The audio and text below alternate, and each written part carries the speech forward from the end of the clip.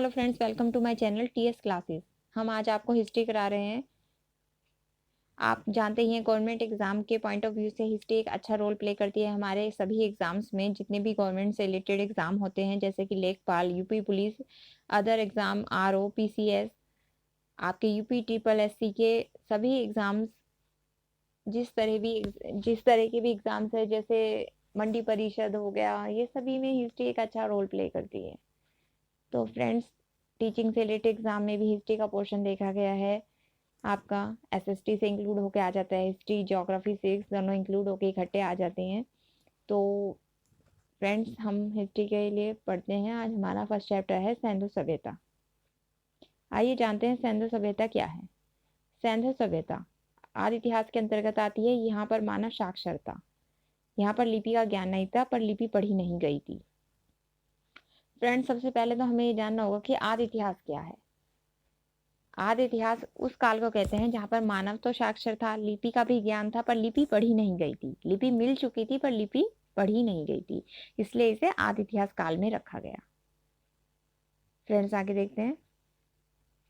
Friends, ये कुछ नगर दिए गए हैं सिंधु सभ्यता से रिलेटेड। आइए इन्हें एक एक करके देखते हैं। जैसे हड़प्पा, मोहनजोदड़ो, कालीबंगा, लोथल, धोलावीरा, बनावली, ये हमारे इंपॉर्टेंट नगर हैं सिंधु सभ्यता से रिलेटेड। हड़प्पा सभ्यता के बारे में आपसे पहले आपके साथ डिस्कस करते हैं।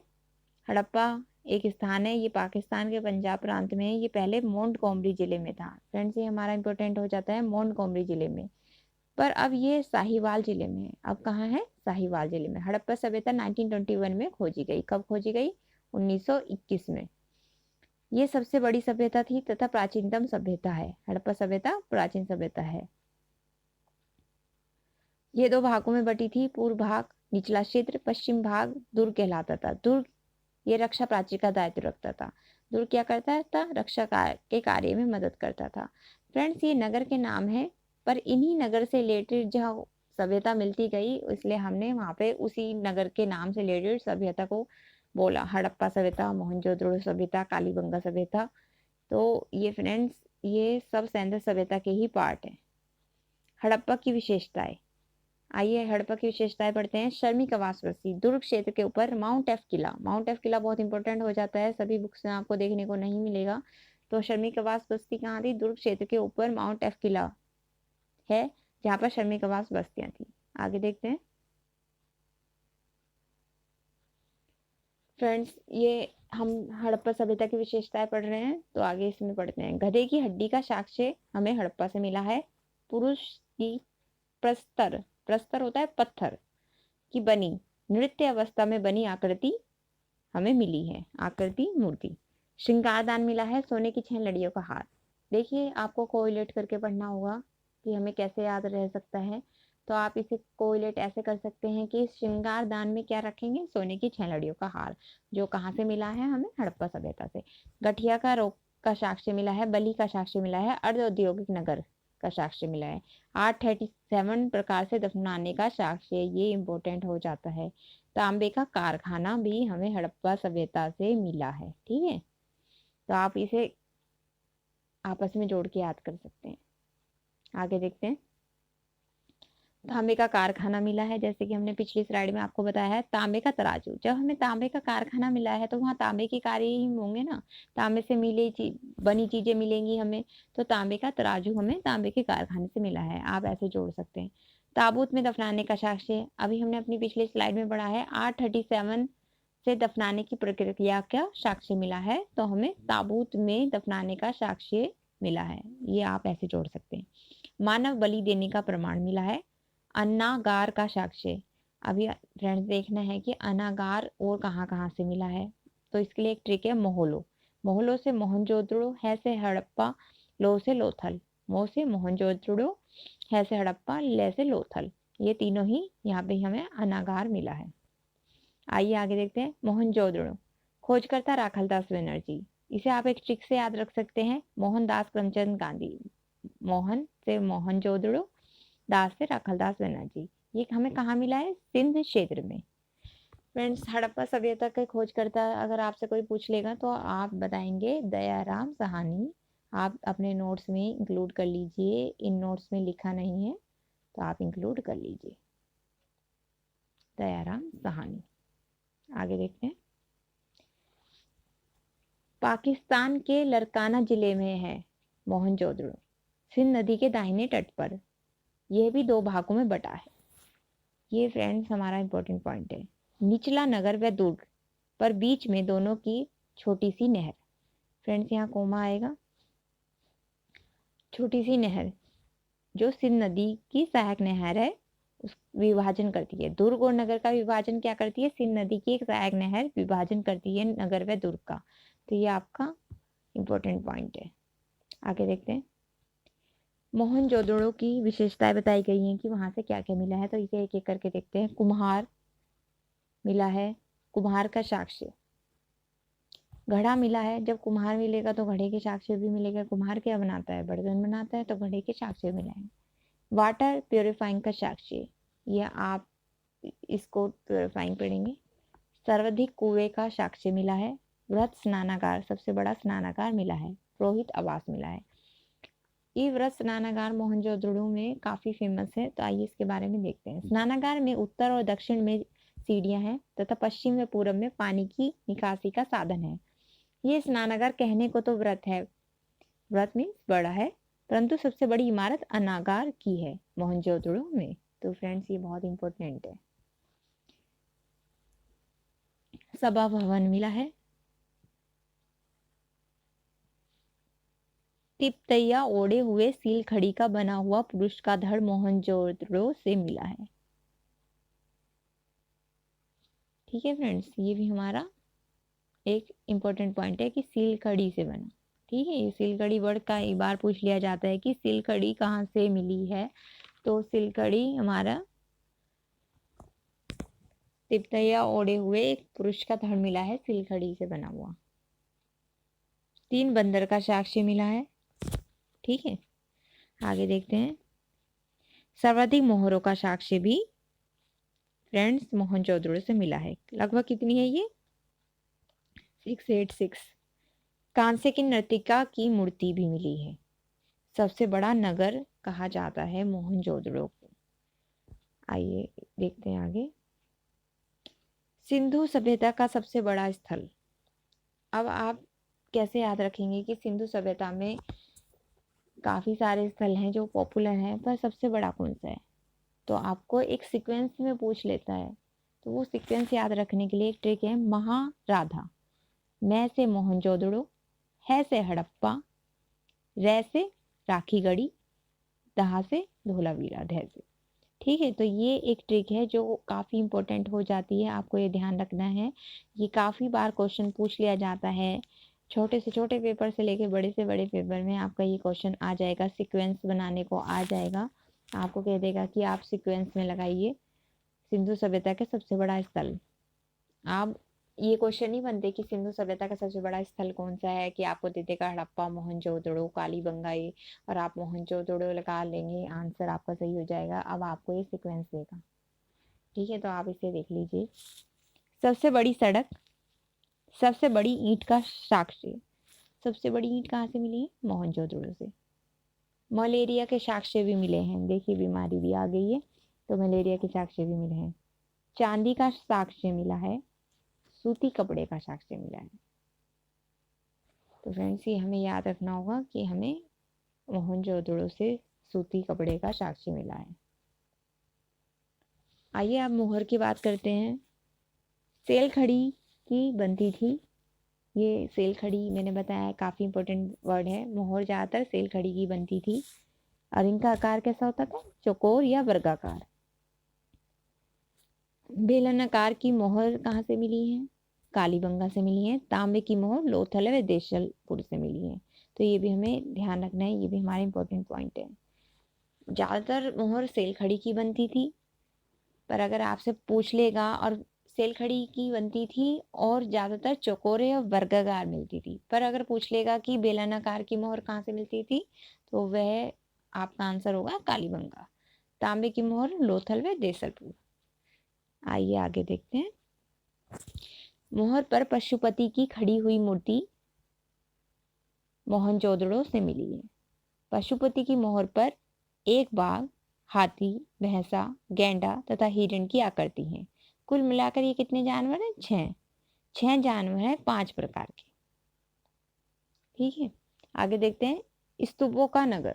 मोहनजोदड़ो को स्तूपों का नगर भी कहा जाता है। मृतकों का टीला, ये फेमस लाइन है। मृतकों का टीला किसे कहा जाता है? तो ये मोहनजोदड़ो को कहा जाता है। आगे देखते हैं।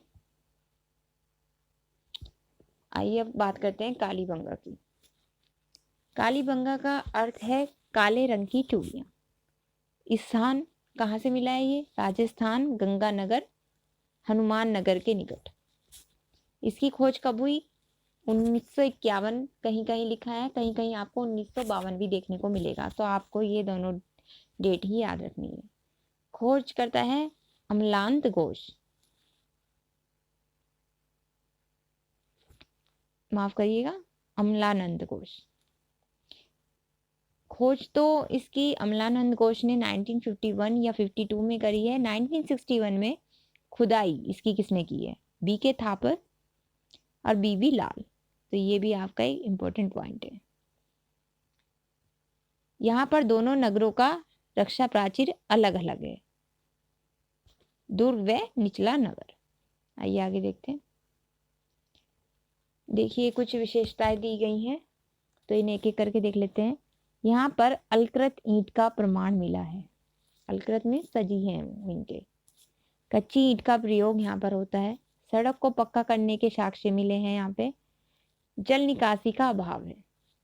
लकड़ी की नाली का साक्ष्य भी मिला है। ये इंपॉर्टेंट हो जाता है कि लकड़ी की नाली का साक्ष्य कहाँ मिला है। ऊंट का साक्ष्य मिला है। मोहर का साक्ष्य बेलनाकार है। ये तो आपने अपनी पिछली स्लाइड में भी पढ़ा है कि बेलनाकार मोहर कहाँ से मिली है? कालीबंगा से। एक युगल शवाधान भी यहाँ से मिला है। युगल शवाधान से मतलब है एक कब्र में 2 लोग। आइए आगे देखते हैं। ये एक ट्रिक है, आज भी कल भी। तो ये बताया गया है कि शवाधान कहाँ कहाँ से और मिले हैं। तो कल से कालीबंगा, कैसे कालीबंगा, लै से लोथल। ठीक है, यहाँ पर युगल शवाधान पाए गए हैं। तो आप ये ध्यान रखेंगे ट्रिक।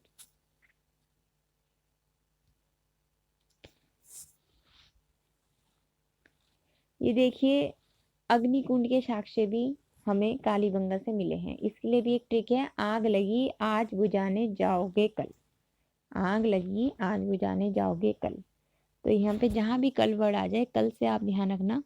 अपनी ट्रिक आपको याद रखनी है। कल से कैसे कालीबंगा, लै से लोथल। यहाँ पे अग्निकुंड के साक्ष्य मिले हैं। अग्निकुंड और शवाधान दोनों ही चीज के युगल शवाधान के आपको कब्र मिली है और अग्निकुंड मिली है।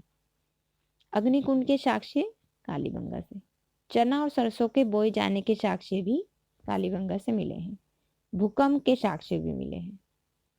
पूर्व हड़प्पा का साक्ष्य भी ये है। मतलब ये ध्यान रखना है आपको कि चना और सरसों के साक्ष्य ना आपके 2 जगह से मिले हैं, कालीबंगा से और पूर्व हड़प्पा की सभ्यता में भी आपके चना और सरसों बोने के साक्ष्य देखे गए। आगे देखते हैं। अब बात करते हैं लोथल की। ये कहाँ पर है? खंबात की खाड़ी। आप अपना इंडिया का मैप देखेंगे तो आपको खंबात की खाड़ी देखने को मिलेगी। लोथल कहाँ है? खंबात की खाड़ी। लोथल कौन सी नदी पे है? साबरमती व भोगवा नदी के बीच में। तो ये ध्यान रखना है, ये 2 नदियों के बीच में साबरमती व भोगवा नदी। खोजकर्ता कौन है इसके? SR राव। और इसके उत्खनन का कार्य किसने कहा? उत्खनन का कार्य भी SR राव ने ही करा है 1958 में। लोथल एक डॉकयार्ड है। डॉकयार्ड मीन्स बंदरगाह, या जिसे गोदी भी कहीं कहीं पर कहा जाता है। लोथल बंदरगाह भोगवा नदी के किनारे है। ये आपका इम्पोर्टेंट है। सिंधु सभ्यता का सबसे बड़ा स्थापत्य है। यहाँ पर मोहनजोदड़ो का सबसे बड़ा स्थापत्य अनागार है। सिंधु सभ्यता का सबसे बड़ा स्थापत्य अगर पूछ लिया जाए तो लोथल को कहते हैं, और मोहनजोदड़ो का सबसे बड़ा स्थापत्य पूछा जाए तो अनागार को कहा जाता है। आगे देखते हैं। इसके दुर्ग व नगर एक ही रक्षा प्राचीर से घिरे हैं। ये हमारा इंपॉर्टेंट हो जाता है कि किसके दुर्ग व नगर एक ही रक्षा प्राचीर से घिरे हैं, तो वह है हमारा लोथल। लोथल में दरवाजे मुख्य सड़क पर खुलते हैं, अन्य नगर के दरवाजे गली में खुलते हैं। ये भी एक इम्पोर्टेंट पॉइंट हो जाता है। इसकी कुछ विशेषताएं बताई गई हैं, एक एक करके देखते हैं। वेयर हाउस का साक्षी। वेयर हाउस क्या होता है? जहाँ सामान की लोडिंग अनलोडिंग होती है। रंगाई कुंड के साक्षी। सूती कपड़े के साक्षी। सूती कपड़े के साक्ष्य के लिए आपको एक ट्रिक बताई थी, जिसमें कल वर्ड आया था, तो कल से हमारा कालीबंगन ऐसे लोथल हुआ था। तो सूती कपड़े के साक्ष्य दो जगह से मिले हैं, लोथल व मोहनजोदड़ो से मिले हैं।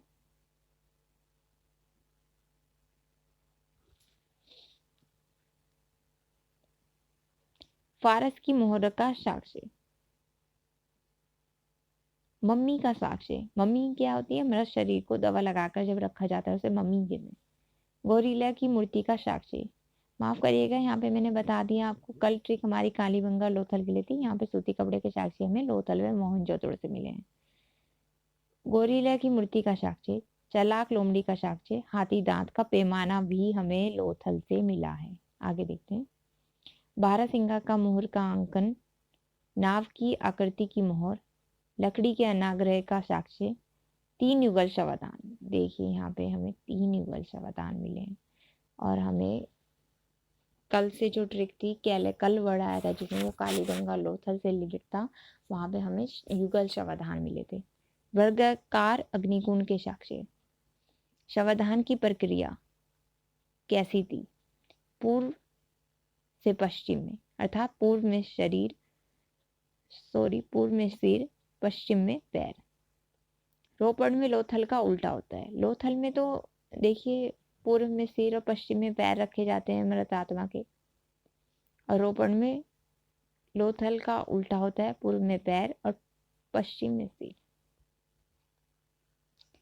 आइए धोलावीरा देखते हैं। धोलावीरा के बारे में। स्थान कचकारण। खोजकर्ता जेपी जोशी। 1967 से 68 के बीच में इसकी खोज हुई है। इसे आप कैसे याद रखेंगे? वीर लोग जोशीले होते हैं, तो वीर से धोलावीरा और जोशीले से जेपी जोशी इसके खोजकर्ता। उत्खनन का कार्य इसका RS विश ने किया 1991 में। ये एक मात्र नगर है जो 3 भागों में बटा है। देखिए अभी तक जितने भी हमने नगर के बारे में पढ़ा सब 2 भागों में बटे थे, पर ये एकमात्र नगर है जो 3 भागों में बटा है। निचला नगर, मध्य क्षेत्र और दुर्ग क्षेत्र। जहाँ आम जनता रहती थी उसे कहते थे निचला क्षेत्र। कच्छ का क्षेत्र भारत और पाकिस्तान के बीच विवादित क्षेत्र है। ये आपका जीके का क्वेश्चन भी बनता है। आइए इसकी विशेषता देखते हैं। सफेद पाषाण पर अभिलेख मिले हैं यहाँ। वाटर हार्वेस्टिंग, जल संरक्षण का साक्ष्य मिला है। जूनी कुरान स्टेडियम का साक्ष्य मिला है। सुनामी का साक्ष्य भी यहाँ से मिला है। इस धोलावीरा का पतन नदियों के सूख जाने से हुआ है। ये 2 नदियों के बीच था, मानसर और मनहर नदी। नदियों के सूख जाने से इसका पतन हुआ माना जाता है। कच्छ की खाड़ी में 2 स्थल हैं और हैं, सुरकोटड़ा, देशलपुर।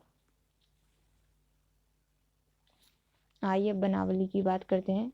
ये हरियाणा के हिसार जिले में है। इसके खोजकर्ता और उत्खननकर्ता एक ही हैं, RS बिष्ट।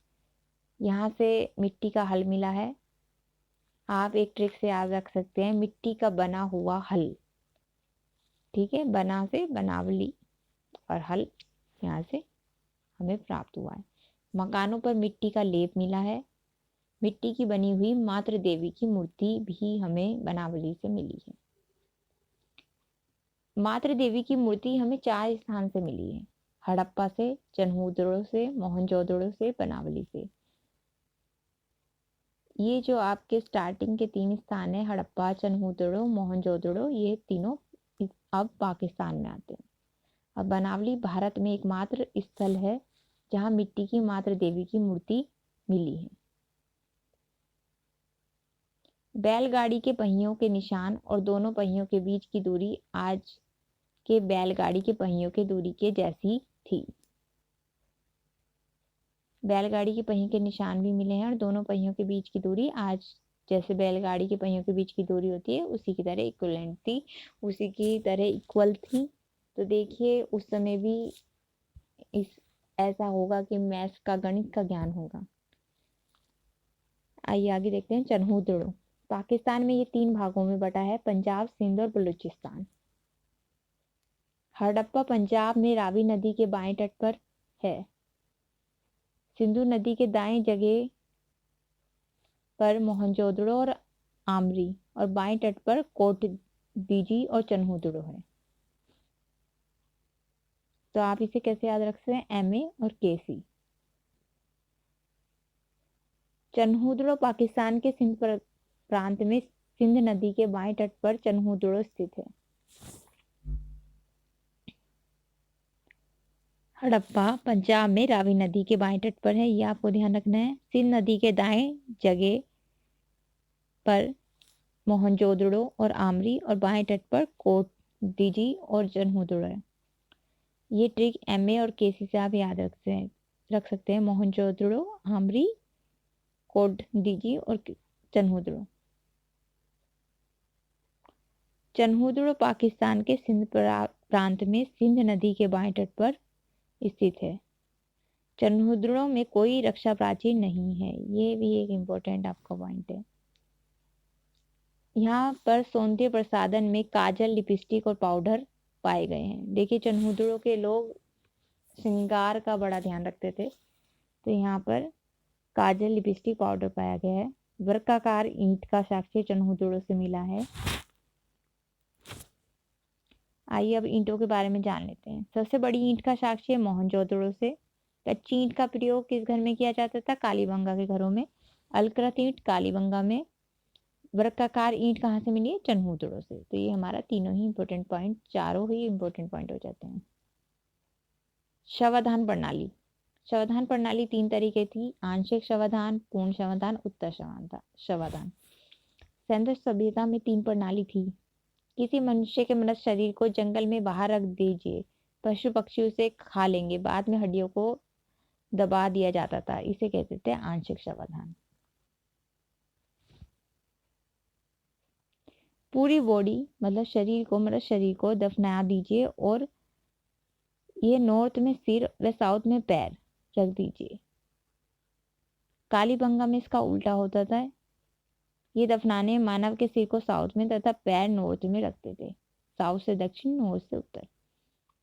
उत्तर शवाधान जिसमें हड्डियों को पीसकर कपड़े में बांधकर बर्तन में रखकर दफना दिया जाता था या बाकी शरीर का मांस अग्नि में जला दिया जाता था।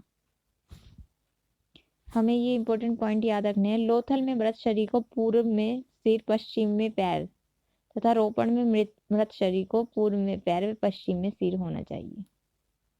तो फ्रेंड्स, ये हमारी सैंधव सभ्यता सैंधव सभ्यता की हमारी फर्स्ट जो हमारी वीडियो है ये यहीं पे समाप्त होती है। इससे आगे आपके सैंधव सभ्यता में जो इम्पोर्टेंट टॉपिक्स रह गए हैं वो हम अपनी अगली वीडियो में लाएंगे। आई होप आपको अच्छा लगेगी ये सैंधव सभ्यता के बारे में जानकारी, और ये आपके एग्जाम के पॉइंट ऑफ व्यू से भी काफ़ी महत्वपूर्ण है। Thank you friends.